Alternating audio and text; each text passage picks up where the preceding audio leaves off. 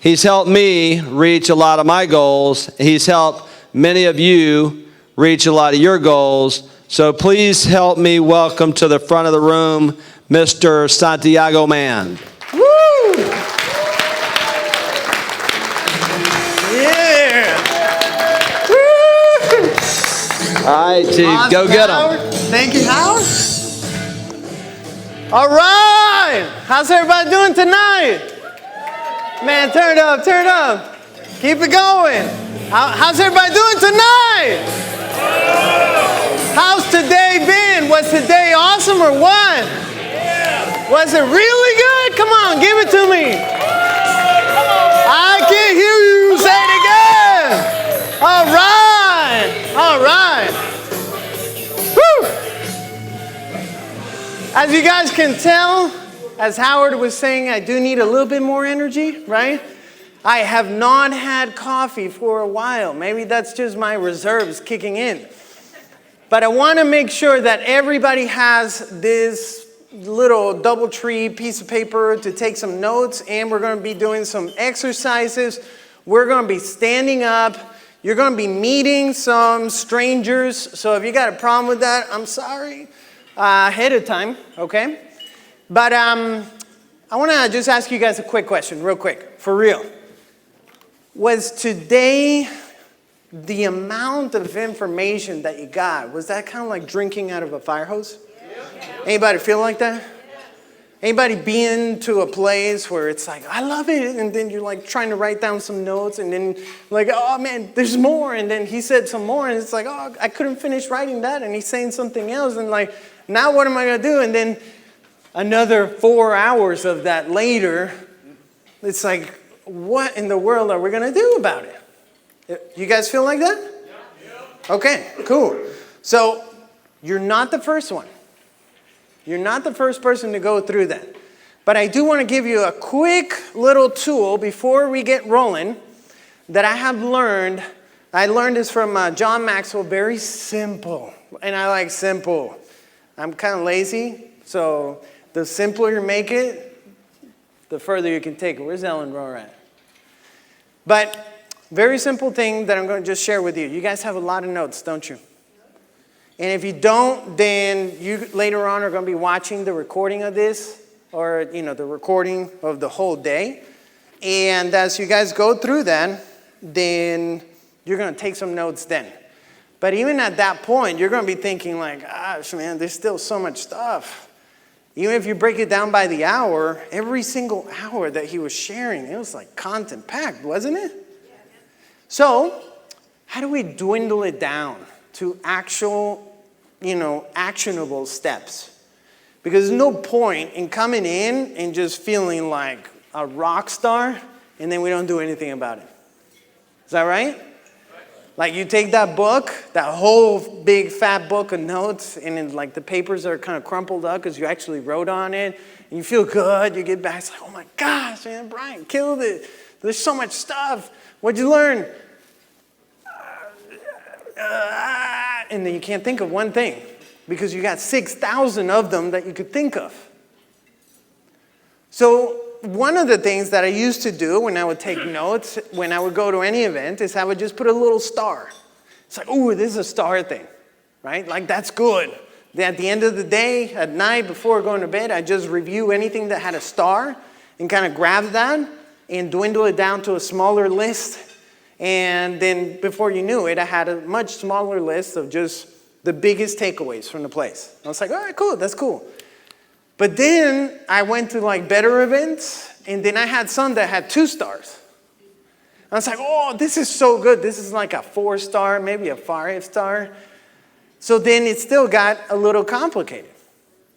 And when I saw John talk about this is the ACT. Anybody know what this is? Yes. I knew you would. The first part, the A, stands for apply. This is something I'm going to apply. So as you're going through your notes, and you want to do this tonight, and I know it sucks, there's a lot of notes you're going to go through, right? Because if you do it tomorrow, there's going to be more notes. If you do it the day after that, you got 3 days worth of notes now to go through, okay? So we're going to start with A. And all you got to do is just skim it. Like skim it. It's like, oh, that right there. I need to apply that. So you're just going to put an A next to it. You guys with me? Cool. Simple enough? This is something I need to apply. Then later on, we're going to grab all of those, put them together, and we're going to have a list of things to apply. Sound good? Everybody with me? Say yes. Yes. All right, cool. C stands for change. You know what? When he was talking about this one thing under marketing or in the sales process, and you were thinking, man, I need to make sure that I'm talking about overcoming those objections ahead of time, right? Like that might be something I want to change in our scripts, in our sales process. So I'm going to put by the way, can you guys see that? Just realized that. It's been like all day, y'all couldn't see him. Nobody said anything? No? All right, cool. At least you saw a part of him. But you want to change stuff, right? Okay, cool. So I'm going to work on changing 1, 2, 3. It doesn't matter. All you're going to do is you're going to put a C next to the stuff you want to change. You guys with me? Sound good? Say yes. Yes. Cool. And the last one is T for teach. So this is something I have to teach my team. This is something, okay, let's go back to sales. I love sales, as you guys know. Those of you that know me. I love sales, I love marketing. That's like awesome, right? That gets me excited. Other than that, personal development, like you put those three together in one, thing, I'm in heaven, right? So can we teach somebody that sales process? Is that easy or what? Like I looked at it, I was like, ooh, 7 steps, that looks like hours. And then I'm looking at Howard, and Howard's like, gee, check it out. And Howard remembers reading that book ages ago. And I'm sure that influenced Howard so much that maybe the 7 stuck in there. And you can look at the 7-step sales process that we have, the one that Brian has, and you see right there, it's a perfect match. You guys with me? All right, is that simple enough? Can everybody do this? Say yes. Yes. Can you do it tonight? No. No wrestling tonight. At least you're being honest. We'll leave it at that, right? Now, everybody has a piece of paper, right? Yes. All right, cool. So, how many of you understand how important, is that them? Yeah, that's, all right. How many of you recognize how important communication is in business and in life? All right, we got 2 people. That's awesome. All right, how many of you recognize how important it is? Like seriously, right? If all of business and all of life is about relationships, then how important is communication? It's everything, right? Now, let me ask you, when you're talking about communicating with somebody, who decides what the communication is? Is it the person speaking or the person listening? I was trying to get close to you while I asked that question. Who is it? Listening. It's the person listening. At the end of the day, what you say is irrelevant, isn't it? It's what the other person hears that really matters. You guys with me? Now, let me ask you a question. You think that your definition of a word is one thing, and the person that you're speaking to has a very different definition of that word? Would you guys agree with that? Yeah, right? This is an interesting study. There are 19 filters by which we see and define everything. And those 19 filters get defined by age 2. 19 filters. Like, how in the world are you going to try to figure this out about anybody? This is why you can live with somebody for your whole life, and then all of a sudden it's like, oh my gosh, I didn't know that about you. So, if we're talking about communication and the power of words, how many of you guys have ever seen that study that breaks down communication to 3 types? The words that you say, how you say it, and everything else, the visual part of it, right? How much is the visual part of it? Over 50%? How much are the way that we say it? Over 30%. And how much are the actual words?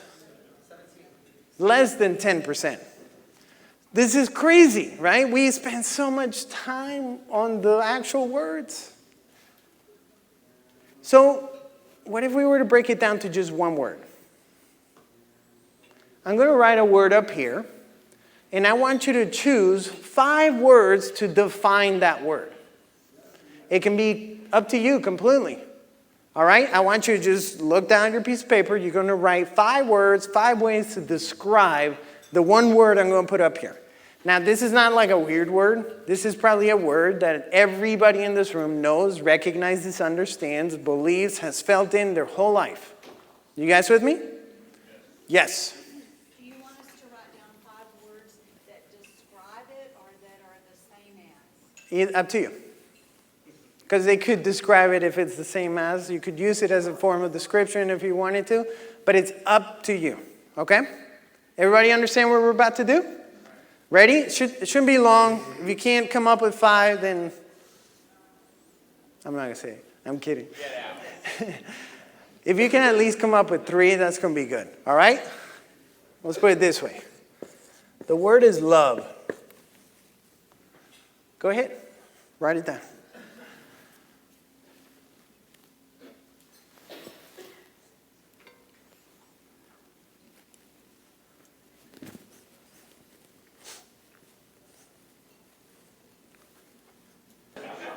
You good? 4. 4? All right. Keep it coming, keep it coming. Anybody that has 5, go ahead and stand up. Somebody Googling love?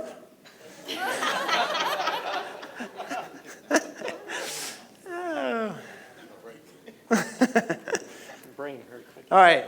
How we doing? How we doing? All right, the large majority of people are done. Richard, do you mind if we go through your 5? Can everybody see Richard over here?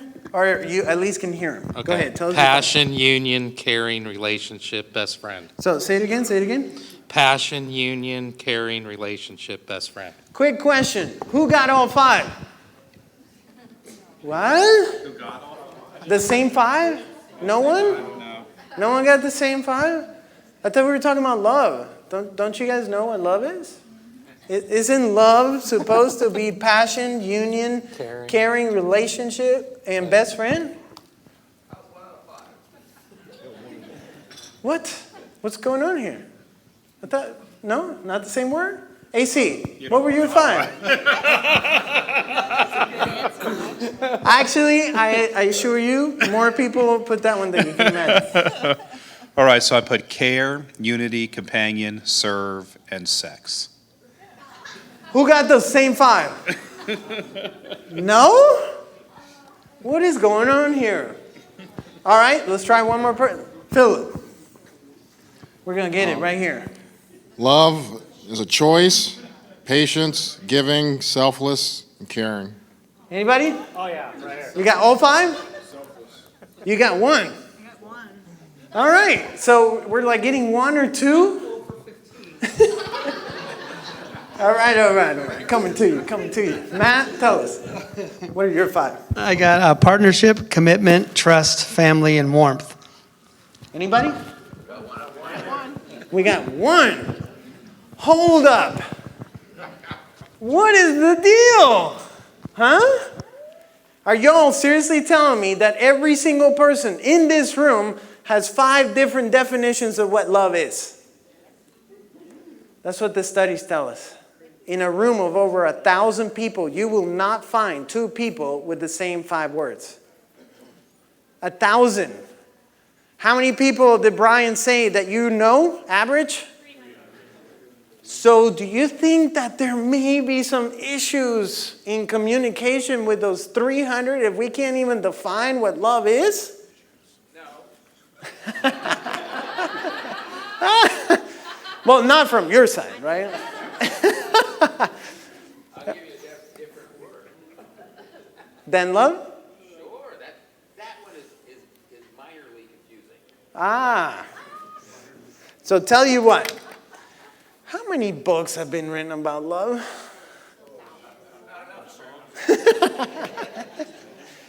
All right, you guys can have a seat.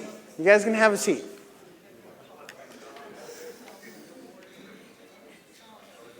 By the way, Richard, what were you going to say? Did you ask any ladies?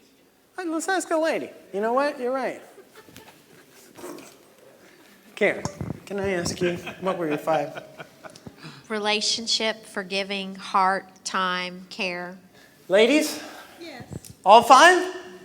No. No? Heather? Sacrifice, service, respect, honor, and protect. Now that sounds like that would be the 5, right? For real?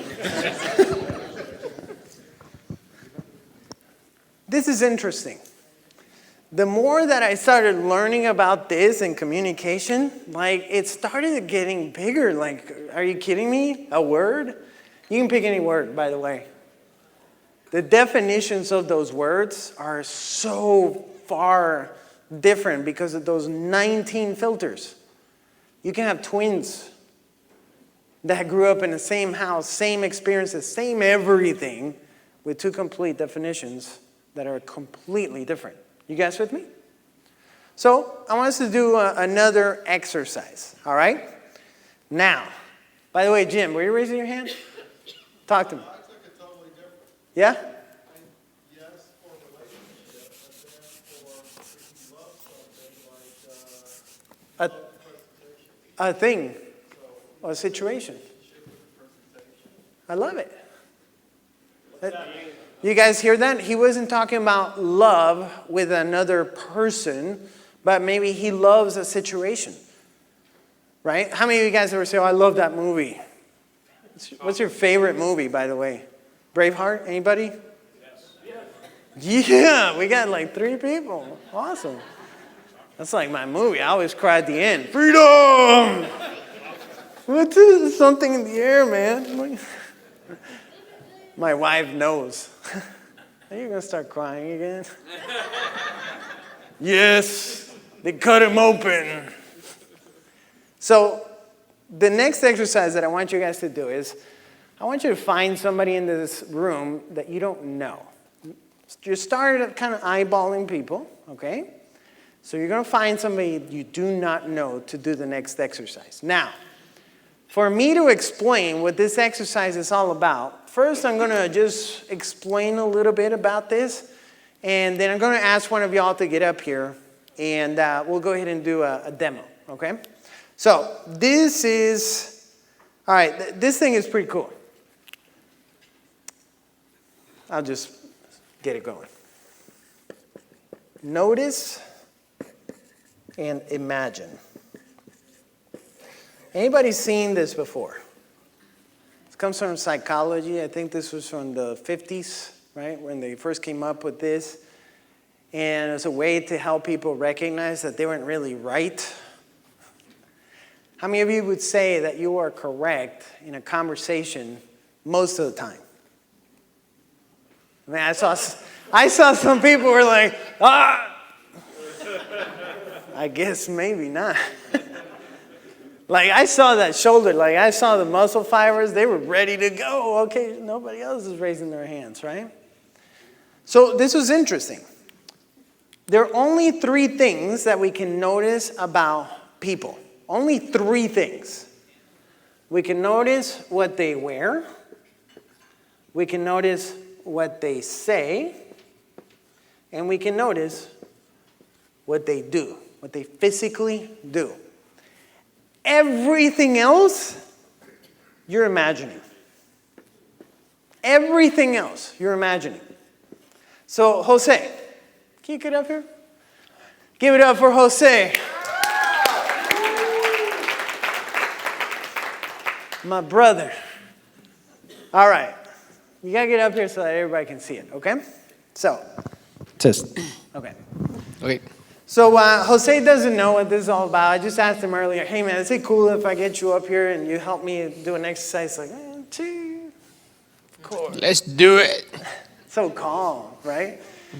All right. So I'm going to do an exercise with you. Okay. I'm going to go first, then you go. Okay. And after you go, I'm going to go. Good. And we'll go back and forth. All Okay. right? Simple as that. That's the whole exercise. So you're going to find a stranger and you're going to do this. All right? Now, I'm going to say something that I notice about you. Okay.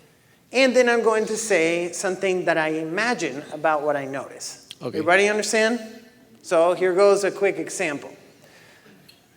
I notice that you are wearing glasses. I imagine it's because you can't see well. True. Now, it's as simple as that, right? Now, this is the thing. What I'm going to do from this point on is that he can't reply. So there will be assumptions made. Some of those assumptions are going to feel good, like, oh, yeah, that sounds good. Like, I like that about me. And some of them are like, I can't believe this dude is saying that about me. Now, the only way that you get to reply is if I screw these up. So I'll give you an example about, screwing these up, okay? So, Jose, I notice that you are wearing this awesome black shoes. Awesome black shoes, that gives it away automatically. Why are they awesome? Who made that assumption? I did. Instead, it would be, I notice you're wearing black shoes. I imagine you think they look awesome on you.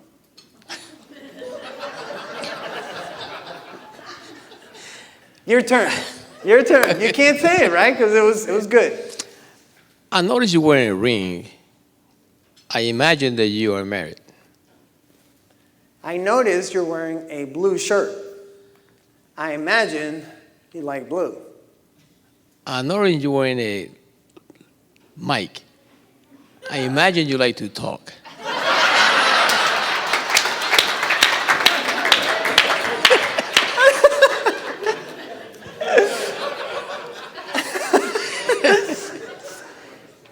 I notice you tell jokes. I imagine you think you're funny. That's good. Now you guys see that? We took it from where to say, right there, and he was talking about doing, speaking. So in one simple exercise, which was perfect, we went through all three. You guys with me? Now we're joking, and I love that, right? But does everybody understand how this whole thing is going to go? Yes or yes? Yes. Who is unsure of what's going to happen? Why are we doing this? All right, it'll come together once we finish up. So you're going to find a stranger. Those of you that don't get it, find somebody that does, and they'll help you with it. But we're going to make a distinction about what we notice and what we imagine about the individual in front of you that you don't know anything about. The only thing that you will know is their name because they have a name tag. Does that make sense? No, I have a question. Tell us. Why do people have to imagine things? That's a great question. I'll have to ask God when I get up there. No, to do the process, one would have to have an ability to imagine something that wasn't so. Yeah. So why would you do that? So all of us make assumptions every single day. In the first 30 seconds of meeting somebody, there's 11 assumptions that you're making about them and their family. Really? Okay. You're doing it. I do it. Every single person in this room does it. You will find somebody walking down the street. I'll give you guys a perfect example, all right? This was really cool. So we're walking in Nashville. We're at the mall. This was when they were doing the sit-ins at Chick-fil-A. Anybody remember that time, right? So we were like, hey, let's go support Chick-fil-A. We're going to the mall. We're walking through the mall. The line is like 6 miles long. Forget it. We're not going there, right? Let's go eat somewhere else. So we're walking by, and it was Tom Ziegler, Howard, and I can't remember who else it was that was with us.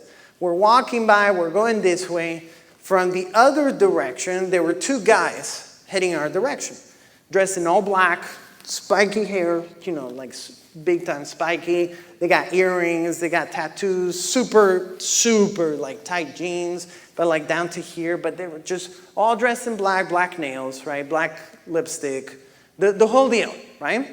Now, let me ask you guys, how many of you would hire that person? For what? To work. For you. Depends on the job. Hey, at your company, would you hire them? Any job, whatsoever. Again, I want to go back to the Yeah. issue of assumptions. Yeah. Right? If my job was to go out to hire a bunch of punk rock looking guys, Yeah. stand on stage with somebody, he might be a good candidate. I hear you. So right now, would you hire that guy for your business right now? Not some hypothetical one. I don't have probably not. Right, exactly. And the main reason for that is we're making assumptions that these guys can't wash their hair and they probably don't look good when they don't have all the stuff on. Does that make sense?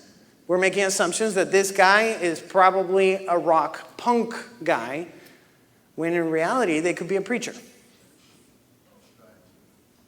We don't know. You just proved the point that we made an assumption as to based on how they look. Now, here's what the wisdom of Zig comes in.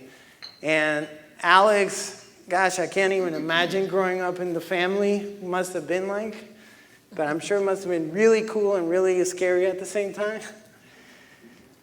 But so here's Tom, and Tom is seeing them go by, and then somebody made a comment. It's like, oh my God, look at those guys, man. They're just like that. Like, you crazy. They'll never get a job.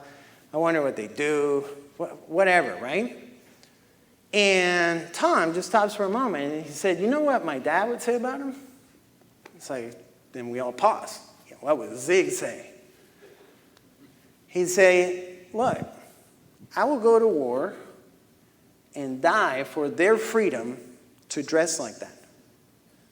But I'll never give them a job. Simple as that.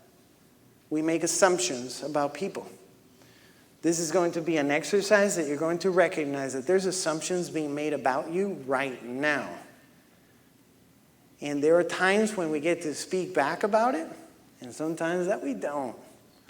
And they may be all spot on, or they may be just totally off. And sometimes they hurt.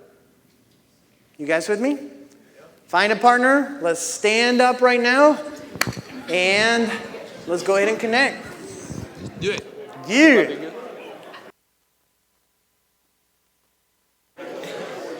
All right. Let's go ahead and finish it back up.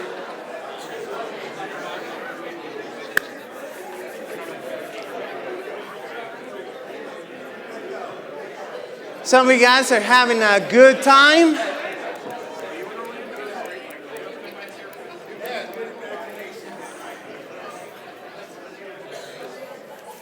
All right, quick question. As you guys are finishing up, I just have a quick question about this. How many of you ran out of things that you were noticing about the other? All right, isn't that interesting? Very quickly, we start to run out of things that we notice about people. Because we start to make a distinction between what we actually notice and what we're imagining. We can talk all day about what we imagine about others. We can make assumptions all day as to why you got an email from somebody that said something, why you got a text message from somebody else, the why behind the why. We are making imagination be the reality, aren't we? So let me ask you guys a question. How many times, as you guys were trying it out, would you say that the other person was telling that they were correct in their statements into what they imagined? About 50%. About 50% or so? Yeah? Higher? All right.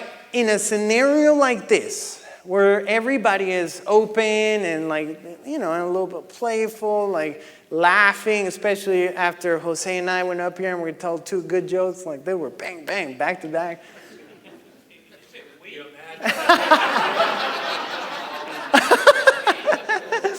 I love it. Yeah.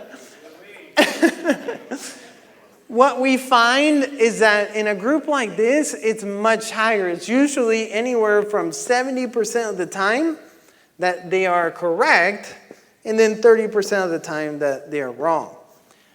Now, let's be honest. When somebody was wrong, or even when they were right, how many of you felt compelled to talk about yourself? Be honest, let's raise your hand. And that's most of us. When we are speaking, when we are connecting with somebody, we're usually listening to say what we're going to say next.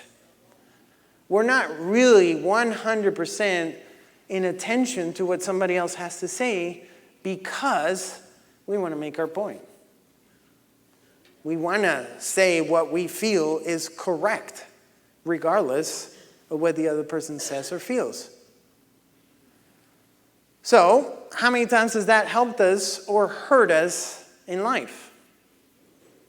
When that email came in, and we made an assumption that might have been wrong, and we went out and we yelled at somebody.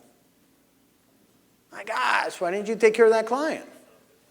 What do you mean we didn't take care of the client? Yeah, I got the email. Does that ever happen or no? Never. Only for you. Or a text message, or even when somebody's speaking, that we hear something completely different than every single other person that was around you. So as we start to think about this, in a situation like this, it's much higher. In a regular day-to-day, it's usually about 50-50.